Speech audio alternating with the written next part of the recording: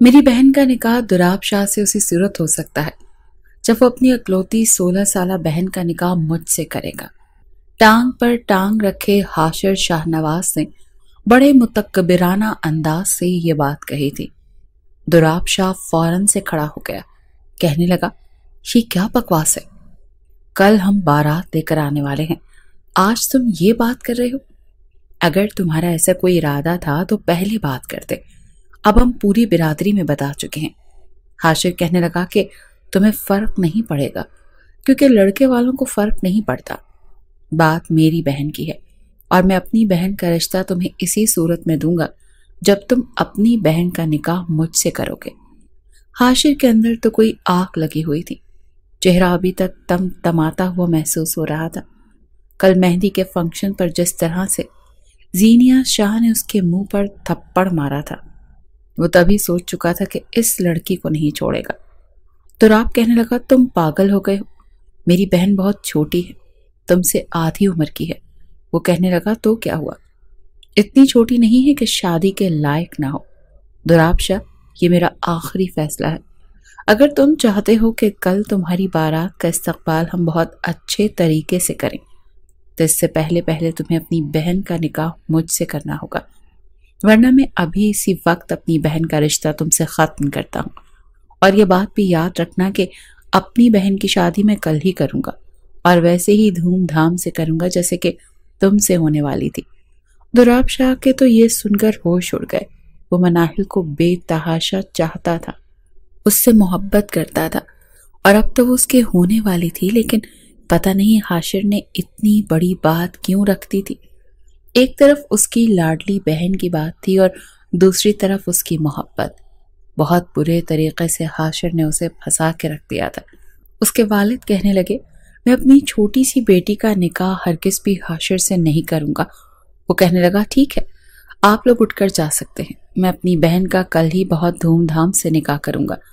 دراب شاہ کہنے لگا، بابا جان، آپ جانتے ہیں اگر ایسا ہوا تو ہم خاندان میں کہیں بھی منہ دکھانے کے قابل نہیں رہیں گے۔ پوری برادری میں سب کو پتا ہے کہ کل میری شادی ہے۔ وہ کہنے لگے کہ تمہاری شادی اور خاندان کی اونچی ناک کی خاطر میں اپنی معصوم سی بیٹی کبھی بھی اس کے حوالے نہیں کر سکتا۔ کہنے لگا، بابا سائیں، ہمیں اس کی بات ماننی پڑے گی، ہم زینیا کا نکاح کریں گے لیکن رخصتی نہیں کریں گے، بات کی بات میں دیکھی جائے گی۔ دراب شاہ نے یہ بات اپنے باپ کے کان کے بالکل قریب کی تھی۔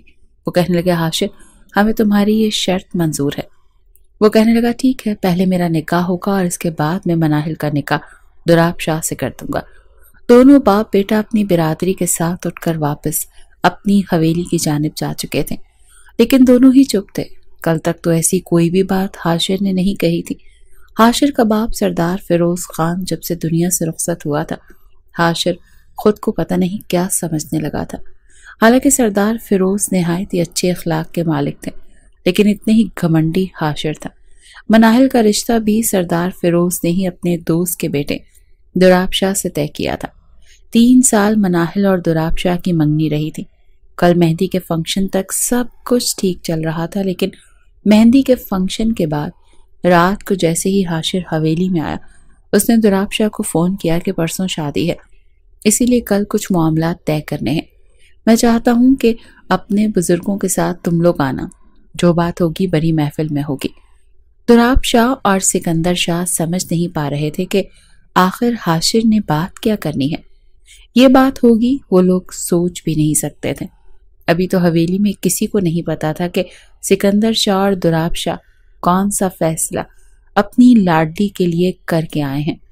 وہ تو ہاتھوں میں مہندی لگائی کسی تتلی کی طرح کبھی کسی کو دکھا رہی تھی اور کبھی کسی کو کہ میں تو کل اپنے بھیا کی شادی پر نیلے رنگ کی میکسی پہنوں گی اور میچنگ چوڑیاں، میچنگ جولری اور میچنگ جوتی، سب کچھ اس کی مرضی کے مطابق لیے گئے تھے۔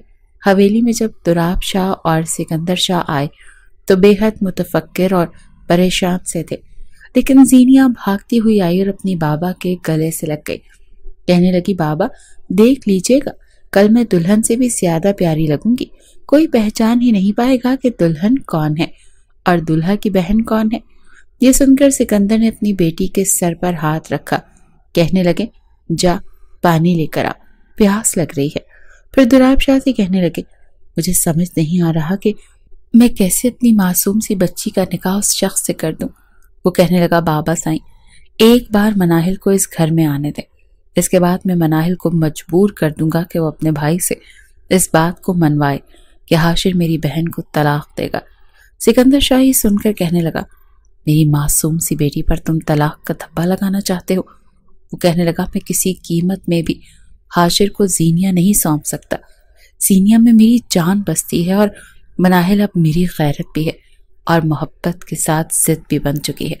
वो चाहता है कि सारी बिरादरी के सामने हमारी नाक कट जाए, हम जलील हो जाएं, और मैं ऐसा होने नहीं दूंगा। सिकंदर शाह बहुत परेशान था। दिल में अजीब व गरीब से वसवसे उठ रहे थे कि पता नहीं जो हो रहा है वो ठीक है कि नहीं। रात को जब ये बात उन्होंने अपनी बीवी को बताई तो वो परेशान हो गई और कहने लगी, सिकंदर, आपने इतना बड़ा फैसला कैसे कर लिया? मैं अपनी बच्ची को कभी भी हाशिर के निकाह में नहीं दे सकती। सारे खानदान बिरादरी वाले जानते हैं कि वो किस कदर जिद्दी और अनापरस्त किस्म का शख्स है। अपने सामने किसी की कोई हैसियत और औकात नहीं देता। अपनी बेटी को कभी भी उसके हवाले नहीं कर सकती। फिर आपको पता है सीनिया कितनी मासूम है, इतनी कम उम्र है, अभी तो उसे बस अपने लाला की शादी की खुशी है, उसे होश तक नहीं है। मैं अपनी बच्ची का कैसे निकाह कर सकती हूँ? सिकंदर, आपने जज्बात में आकर ये फैसला किया, आपको दुराब की बात नहीं सुननी चाहिए थी। वो कहने लगे, इज्जत का मामला था, उसने हमारी इज्जत के साथ खेलने की कोशिश की है। वो चाहता है कि हम सारी बिरादरी में अपनी नाक कटवा दें, और तुम जानती हो कि ऐसा मुमकिन नहीं है। कुछ नहीं करेगा वो हमारी जीनिया के साथ, क्योंकि हम सिर्फ निकाह करेंगे, इससे ज्यादा और कुछ नहीं। लेकिन फरजाना बेगम बेहद परेशान थी। अगले रोज शादी थी और शादी की तैयारी भी उसने बड़ी बेदिली से की थी। जीनिया बेहद खूबसूरत लग रही थी, बिल्कुल गुड़िया जैसी। जैसे ही बारात के लिए जाने की तैयारी हुई, फरजाना का दिल मुट्ठी में बंद हुआ था। उसे शुरू ही से हाशिर पसंद नहीं था। अगर मनाहिल को अपने घर की बहू बनाने वाली थी तो बस इसलिए कि मनाहिल दुराब की पसंद है, और फिरोज सरदार ने खुद ये रिश्ता तय किया था। जैसे ही बारात लेकर वो लोग हाशिर की हवेली पहुंचे तो उनका इस्तकबाल बहुत अच्छे तरीके से किया गया था। जैसे ही दुराब निकाह के लिए बैठा तो हाशिर कहने लगा, पहले मेरा निकाह होगा शर्त के मुताबिक। सिकंदर शाह ने इस बात में सर हिलाया और कहने लगे, जीनिया को ले आओ। जीनिया बड़े आराम से आकर अपने बाप के पास बैठी थी। सिकंदर शाह ने कहा, बेटा, जब भी मौलवी साहब कहें कि कबूल है तो कह देना जी कबूल है। कहने लगी, मैं समझी नहीं बाबा। वो कहने लगे, बाबा की जान, जो बाबा आपसे कह रहे हैं आप वही करना। लेकिन जब उसका निकाह शुरू हुआ तो उसकी रंगत बदलने लगी। 10वीं जमात में पढ़ती थी, निकाह से नवाकिफ हरगिज़ नहीं थी। जब उसने हाशिर का नाम सुना तो उसकी आंखों से टप टप आंसू बहने लगे और हाशिर के चेहरे पर मुतकब्बिराना मुस्कुराहट गुरूर और घमंड से भरा था। उसने खौफ के मारे अपने बाप का हाथ पकड़ा था। कहने लगी, बाबा, मुझे इस शख्स से निकाह नहीं करना, ये मुझे नहीं छोड़ेगा। वो कहने लगे, बेटा, तुमसे कहा है ना कि कहो कबूल है। अपने बाप की आंखों में बेबसी देखकर उसने अपने बाप के आंसू साफ किए और कपकपाते लबों से इजाबो कबूल किया था। यूं समझ लें कि अपने आप को एक बहुत बड़ी मुसीबत में डाला था। निकाह के बाद दुराब का मनाहिल उसे निकाह हुआ, लेकिन जब रुखसती होने लगी तो हाशिर ने आगे बढ़कर जीनिया का बाजू पकड़ा और अपनी जानिब खींचा था। वो किसी कटी पतंग की तरह उसके पहलू से जा लगी। ये देखकर सिकंदर शाह और दुराब को दोनों को गुस्सा आया था। कहने लगे, ये क्या बदतमीजी है? कहने लगा, मेरी दुल्हन को कहाँ लेकर जा रहे हो? मैंने अपनी बहन का निकाह शर्त के मुताबिक तुमसे कर दिया। सिकंदर शाह कहने लगे, मैंने अभी सिर्फ अपनी बेटी का निकाह किया है। जब तक वो 18 साल की नहीं हो जाती मैं इसकी रुखसती नहीं करूंगा। बड़े गजबनाक लहजे से सिकंदर शाह ने यह बात कही तो वो कहने लगा, जब निकाह हो सकता है तो रुखसती भी हो सकती है। आप मनाहिल को यहाँ से लेकर जा सकते हैं, लेकिन ये यहाँ से नहीं जाएगी। सीनिया उसकी मजबूत गिरफ्त से अपनी कलाई छुड़वा रही थी। कहने लगी, बाबा, मुझे इस शख्स के साथ नहीं रहना, प्लीज मुझे अपने साथ लेकर जाएं, मुझे नहीं रहना इसके साथ। लेकिन हाशिर उसके सारे हुकूक अपने नाम कर चुका था। चाहकर भी सिकंदर और दुराब कुछ नहीं कर सके। रोती हुई जीनिया को हाशिर के घर में छोड़कर चले गए। फरजाना बेगम रोई जा रही थी। کہنے لگی میں نے اب سے پہلے ہی کہہ رہی تھی کہ یہ انسان نہیں ہے، جلاد ہے، پتہ نہیں میری معصوم سی بچی کے ساتھ کیا سلوک کرے گا۔ زینیہ بار بار اپنا ہاتھ چھڑوانے کی کوشش کر رہی تھی جب بڑے ہی غضبناک لہجے میں حاشر نے اسے کہا کہ اپنا رونا دھونا بند کرو ورنہ تمہارا بہت برا حشر کروں گا۔ تھپڑ مارا تھا نا تم نے میرے منہ پر، آج تمہیں اس تھپڑ کی گونج جس طرح سے سنائی دے گی نا، تم زندگی بھر بھول نہیں پاؤ گی۔ وہ بار بار کہنے لگی میرا ہاتھ چھوڑو، مجھے اپنے بابا کے ساتھ جانا ہے، میں کہتی ہوں میرا ہاتھ چھوڑو، لیکن وہ اسے گھسیٹتے ہوئے اپنی حویلی کے اندر لے گیا اور لے جا کر اپنے کمرے کے بیڈ پر زور سے پٹخا تھا۔ کہنے لگا آج کی رات تمہاری چیخیں پوری حویلی میں سنائی دیں گی۔ یہ کہنے کے بعد اس نے زینیہ کے نازک وجود کے ساتھ پہلی بار حاشر نے زینیہ کو دوراب شاہ کی مہندی پر دیکھا تھا۔ 3 سال پہلے جب مناہل کی منگنی اس کے والد نے دوراب شاہ کے ساتھ کی تھی، تب زینیہ بہت چھوٹی سی تھی، بچوں کے ساتھ کھیلا کرتی تھی اور حاشر نے کبھی توجہ نہیں دی، لیکن جب اس نے مہندی پر زینیہ کو پیلے رنگ کا لہنگا پہنے دیکھا تو دیکھتا ہی رہ گیا۔ اس کا قد اپنی عمر کے سب لڑکیوں سے زیادہ لمبا تھا اور لمبے گھنے کمر تک جھولتے ہوئے بال، اس پر اس کا سنہری خوبصورت حسین روپ دیکھ کر حاشر تو اپنی پلکیں جھپکنا بھول گیا تھا۔ جب اسے پتا چلا کہ یہ دوراب کی بہن ہے تو اس کے چہرے پر ایک خباثت بھری مسکراہٹ آئی۔ پھر تو زینیہ حاشر کی نظروں کے سامنے ہی رہی تھی، وہ جہاں جاتی حاشر بہانے بہانے سے وہیں پہنچ جاتا۔ زینیہ اپنی سہیلیوں کے ساتھ ہنس رہی تھی، باتیں کر رہی تھی جب حاشر نے اسے کہا کہ تم دوراب کی بہن ہو نا؟ وہ کہنے لگی جی میں دوراب کی بہن ہوں۔ کہنے لگا بہت خوبصورت ہو۔ وہ کہنے لگی بہت شکریہ آپ کا، لیکن آپ کون ہیں؟ کہنے لگا میں تمہاری بھابھی کا بھائی ہوں۔ کہنے لگی اچھا بیٹھیے نا، کھانا کھائیے، کچھ چاہیے تو بتائیے۔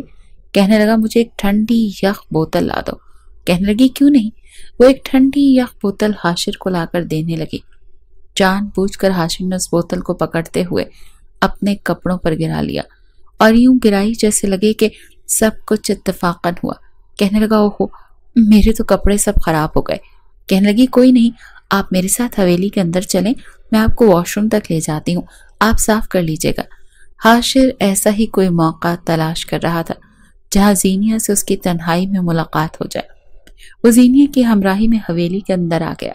اس وقت حویلی میں کوئی بھی نہیں تھا، تمام ملازمین حویلی کے باہر آئے ہوئے مہمانوں کو دیکھ رہے تھے۔ زینیہ اسے ایک کمرے میں لے گئی، کہنے لگی یہاں واش روم میں آپ جا کر اپنے کپڑے صاف کر سکتے ہیں۔ وہ دروازے پر ہی کھڑی تھی جب حاشر کہنے لگا کہ کہاں ہے واش روم، ذرا مجھے بتائیے گا۔ کہنے لگی اندر ہی ہے، آپ دیکھ لیں۔ ابھی وہ بات کر ہی رہی تھی جب حاشر نے اس کی چوڑیوں سے بھری کلائی پکڑی اور اسے کمرے کے اندر کھینچ لیا اور دروازہ یک دم بند کہنے لگا۔ ایسی بھی کیا بے مروتی کہ تم اندر تک بھی مجھے چھوڑنے نہیں آ رہی، تمہیں کھا تھوڑی جاؤں گا۔ زینیہ کو حاشر کی اس قسم کی بدتمیزی کی توقع ہرگز نہیں تھی۔ اس کی چوڑیاں حاشر کی مضبوط گرفت کی وجہ سے ٹوٹ گئی تھی۔ کہنے لگی یہ کیا بدتمیزی ہے، میرا ہاتھ چھوڑو۔ کہنے لگا ایسے کیسے چھوڑ دوں، مجھے تو پتہ ہی نہیں تھا کہ دوراب کی حویلی میں ایک کوہ نور کا ہیرا بھی چھپا ہے۔ تمہیں دیکھ کر تو میں اپنے ہوش کھو بیٹھا ہوں، ایسی خوبصورت اور معصوم لڑکی تو میں نے کبھی دیکھی ہی نہیں۔ زینیہ کہنے لگی میرا ہاتھ چھوڑو ورنہ میں شور مچا دوں گی۔ یہ سن کر وہ ہنسنے لگا اور کہنے لگا اس شور شرابے میں ڈھول میں تمہاری چیخیں سنے گا کون؟ کم آن یار، اتنے بھی کیا نخرے دکھا رہی ہو؟ اگر تھوڑا سا اپنی بھابھی کے بھائی کا دل بہلا لو گی تو کیا فرق پڑے گا؟ یہ کہہ کر اس نے زینیہ کو کلائی سے کھینچا، وہ بے ساختہ اس کے سینے سے جا لگی تھی۔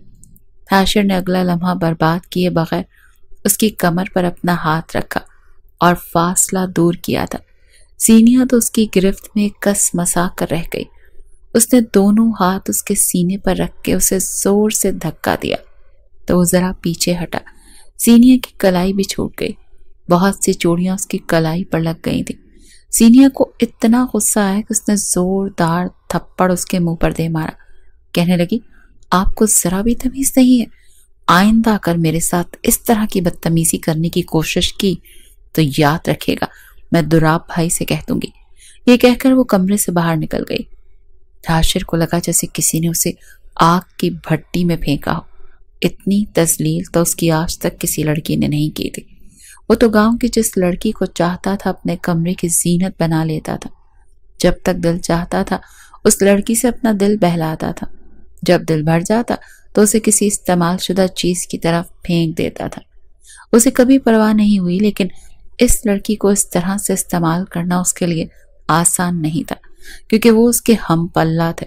دراب صاحب کی بہن تھی، جو تذلیل اس کی زینیا نے کی تھی وہ چپ نہیں بیٹھ سکتا تھا۔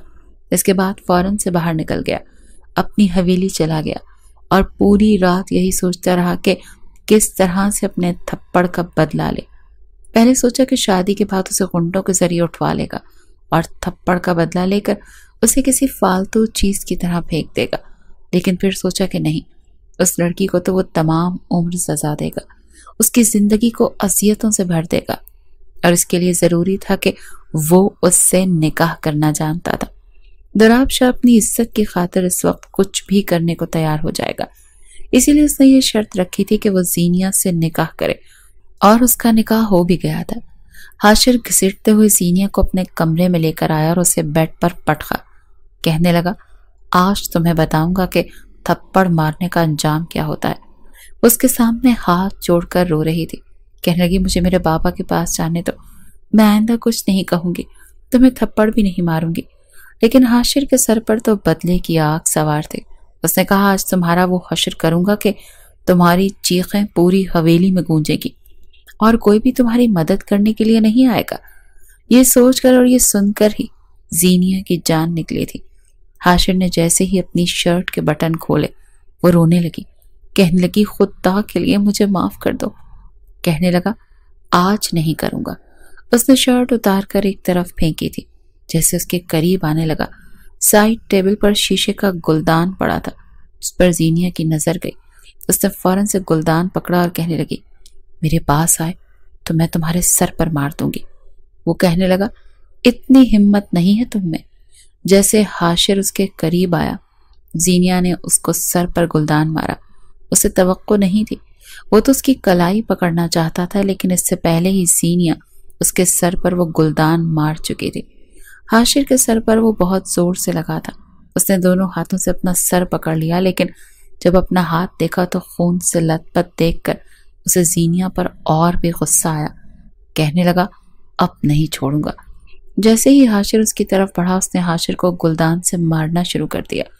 وہ اپنا بچاؤ نہیں کر پا رہی تھی، اسی لیے بڑھ کر گر گیا۔ اس کے سر پر 2-3 بار گلدان مار چکی تھی۔ اس کے بعد اس نے گلدان وہیں پھینکا اور کمرے کا دروازہ کھول کر باہر کی طرف بھاگ گئی۔ اس وقت تمام ملازمین اپنے اپنے کمروں میں جا چکے تھے۔ لاؤنج پورا خالی تھا۔ اس نے لاؤنج کا دروازہ کھول کر باہر نکلی، لیکن وہ بھاگ کر جاتی تو جاتی کہاں؟ وہ کدھر اسے باہر نکلنے نہیں دے رہا تھا، اسی لیے اس نے حویلی کی پچھلی جانب بھاگنا شروع کر دیا۔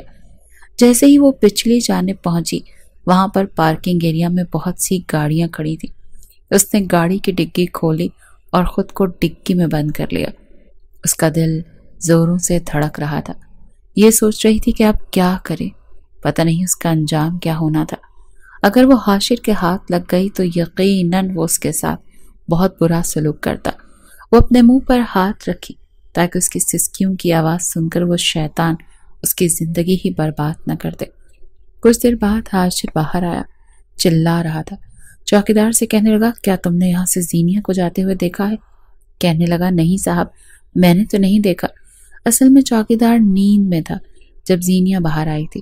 پھر وہ پارکنگ ایریا چلی گئی اور گاڑی کی ڈگی میں بیٹھ کر ڈگی بند کر لی۔ کسی نے بھی اس کو گاڑی کی ڈگی میں بیٹھتے ہوئے نہیں دیکھا تھا۔ کچھ ہی دیر میں حاشر چلاتا ہوا کہنے لگا، جلدی سے ڈرائیور کو بلاؤ اور گارڈز کو بولو کہ پورے گھر کی تلاشی لیں، مجھے زینیا ہر حال میں چاہیے۔ یہ کہتے ہوئے وہ اس کی گاڑی کا دروازہ کھول کر بیٹھا تھا، جس کی ڈگی میں زینیا تھی۔ اس کی گویا جان نکلی تھی کہ پتہ نہیں اب اس کے ساتھ کیا ہوگا۔ وہ اپنے منہ پر ہاتھ رکھے اپنی سسکیاں دبانے کی کوشش کرنے لگی۔ کچھ ہی دیر میں ڈرائیور بھی ڈرائیونگ سیٹ سنبھال چکا تھا۔ اس نے جمائی روکتے ہوئے گاڑی سٹارٹ کی۔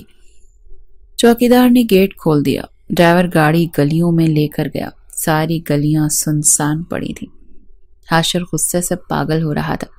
ڈرائیور سے کہنے لگا، صاحب جی، آپ کو اسپتال لے جاؤں؟ آپ کے سر سے کافی خون بہہ رہا ہے۔ कहने लगा बकवास बंद करो। इसके बाद हाशिर कहने लगा जहां भी तुम्हें कोई लड़की भागती हुई नजर आए गाड़ी वहीं पर उसके पीछे दौड़ा देना। यहाँ तो मुझे कोई भी नजर नहीं आ रहा, आपके सामने सड़क सुनसान पड़ी है, ना ही किसी के कदमों की चाप सुनाई दे रही है और ना ही चूड़ियों की झनकार। हाशिर कहने लगा मेरा इस वक्त मजाक का मूड नहीं है। कहने लगा साहब जी मैं भी मजाक नहीं कर रहा, जिस लड़की को आप ढूंढ रहे हैं मुझे लगता है वो हवेली में ही कहीं छुप गई होगी। इतनी कम उम्र सी लड़की है, इतनी बड़ी जुर्रत नहीं कर सकती कि हवेली की दीवार फलांग कर भाग भी जाए, वो भी इतनी जल्दी। खुद सोचें। ड्राइवर की बात सुनकर हाशिर सोच में पड़ा था। कहने लगा तुम ठीक कह रहे हो, ऐसा करो गाड़ी वापस लो, अब हवेली जाएंगे।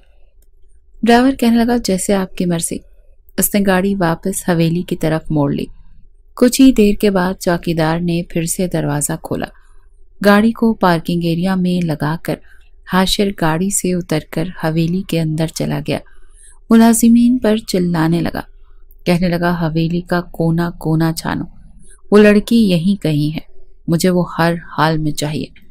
बहरहाल चौकीदार ने दरवाजा बंद किया और अंगड़ाई लेने लगा। कहने लगा क्या मुसीबत है, पता नहीं बैठे बिठाए क्या मुसीबत पड़ गई। उस वक्त तक तो मैं क्वार्टर में जाकर सो जाता हूँ। ड्राइवर भी जमाई लेते हुए बाहर आया था। कहने लगा चाचा क्वार्टर में जाकर सो जाओ, अब हाशिर साहब बाहर नहीं जाएंगे, बेफिक्र हो जाओ। कहने लगा हाँ तूने कह दिया और मैं बेफिक्र हो गया, अरे वो आ गए ना तो मेरी टांगें तोड़ देंगे। कहने लगा कोई नहीं आता, जाओ चाचा क्वार्टर में जाकर सो जाओ, मुझे वैसे भी नींद नहीं आ रही, मैं तुम्हारे हिस्से की चौकीदारी कर लेता हूँ। चौकीदार उसके पास आकर कहने लगा तुम सच कह रहे हो, कहीं मुझे धोखा तो नहीं दोगे। वो कहने लगा चाचा तेरी कसम मैं झूठ नहीं बोल रहा। नहीं सोता, जा जाकर सो जा। चौकीदार क्वार्टर में जाकर सो गया। ड्राइवर ने एक नज़र पूरे पार्किंग एरिया में दोहराई थी। सब मुलाजिमीन इस वक्त हवेली के अंदर पूरी हवेली की तलाशी ले रहे थे। उसने डिग्गी खोली और कहने लगा बाहर आओ, इस वक्त यहाँ कोई नहीं है। ये सुनकर जीनिया की जान निकली थी। उसने ड्राइवर की तरफ देखा। कहने लगा बाहर आओ, इससे पहले कि कोई मुलाजिम तुम्हें देख ले और फिर वो कमीना जानवर का बच्चा तुम्हारी जिंदगी बर्बाद कर दे। बाहर निकलो जल्दी से। ये सुनकर जीनिया फौरन से गाड़ी से बाहर निकली। उस ड्राइवर ने जीनिया का हाथ पकड़ा और फौरन से उसे अपने क्वार्टर में ले गया। क्वार्टर में ले जाकर उसका हाथ छोड़ दिया और कहने लगा यहाँ कोई नहीं आएगा, तुम यहाँ बिल्कुल महफूज हो। वो कहने लगी वो तलाशी ले रहे हैं पूरी हवेली की, तो क्या क्वार्टर छोड़ देगा। कहने लगा मैंने कहा ना, बल्कि तुम्हारी बात ठीक है, यहाँ की तलाशी भी ली जा सकती है। 2 मिनट रुको, मैं कुछ करता हूँ। और ड्राइवर ने पूरे कमरे का जायजा लिया। फिर उसने एक संदूक खोली जो कि आधा खाली था और आधे में उसके कपड़े पड़े थे। यहाँ बैठो, मैं दरवाज़ा बंद करके बाहर जा रहा हूँ। अगर मैं दरवाजे पर दस्तक दूँ तो समझ जाना कि मेरे साथ वो खबीस का बच्चा मौजूद है और मेरे क्वार्टर की तलाशी लेने आया है। तुम इस ट्रंक के अंदर लेट कर ट्रंक बंद कर लेना। वो तलाशी लेकर बाहर जाएगा तो मैं ट्रंक खोल दूंगा, ठीक है। और अगर मैं बिना दस्तक दिए क्वार्टर में आ गया तो समझ जाना कि मैं अकेला हूँ। फिर थोड़ा सा ट्रंक में छुपने की ज़रूरत नहीं है। वो लोहे का ट्रंक था जिसके ऊपर जीनिया बैठ गई। उस ड्राइवर का नाम वली मोहम्मद था। उसने अपने क्वार्टर का दरवाज़ा बंद किया और बाहर चला गया। जाके चौकीदार की कुर्सी पर बैठ गया। कुछ ही देर में पूरी हवेली में तलाशी ली जा चुकी थी, लेकिन जीनिया कहीं भी नजर नहीं आई। हाशिर का गुस्से से बुरा हाल था। वो खुद भी एक एक कमरा देख चुका था। फिर बाहर आया और कहने लगा वो हवेली में कहीं नहीं है। वली मोहम्मद ने अपनी जमाई रोकी थी।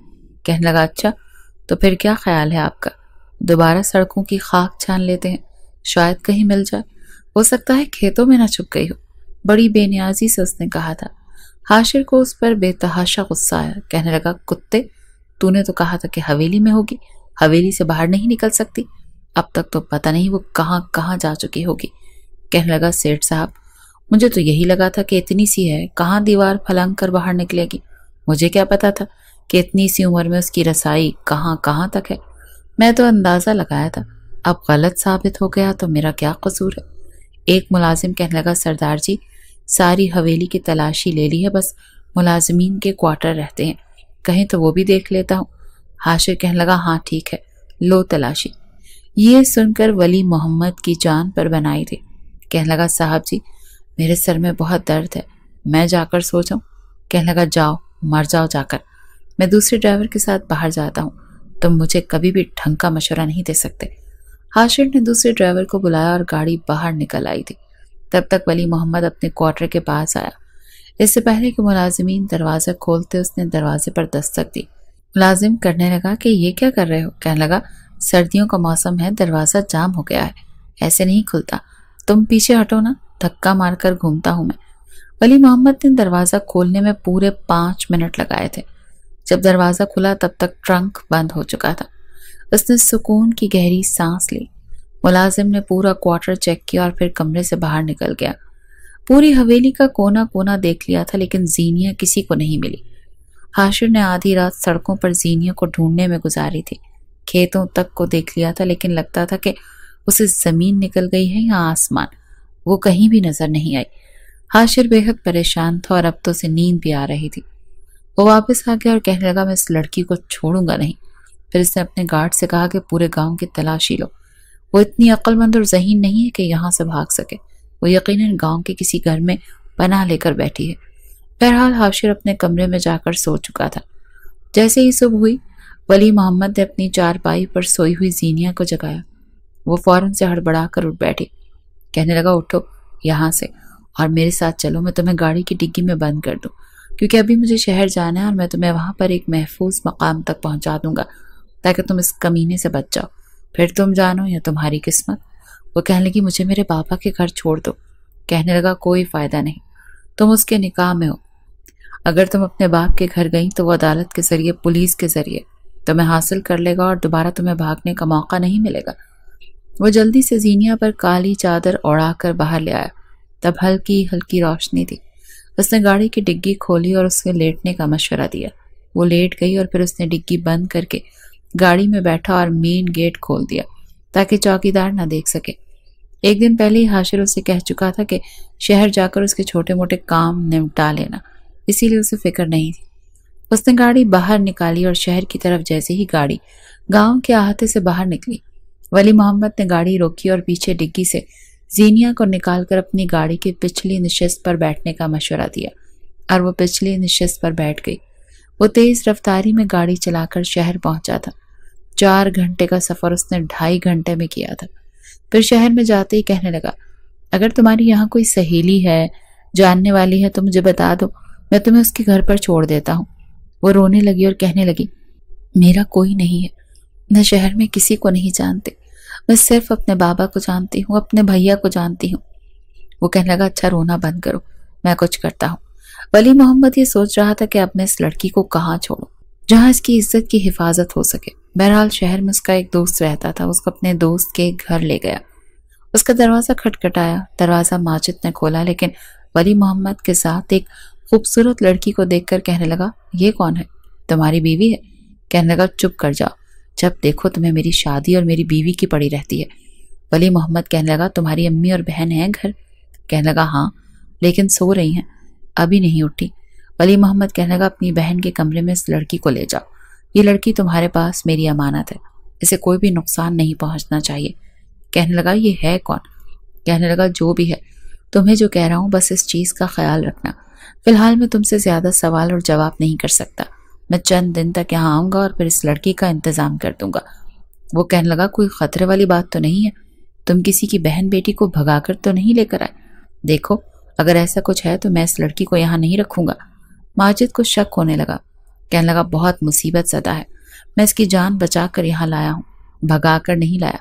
ज़्यादा नहीं, बस 2-3 दिन की बात है, मैं इसका इंतज़ाम कहीं और कर लूँगा। वली मोहम्मद जब हवेली पहुंचा तो हाशिर बेहद परेशान था। 4 दिन में उसने पूरे गांव का कोना कोना छान मारा, लेकिन जीनिया उसको कहीं नहीं मिली।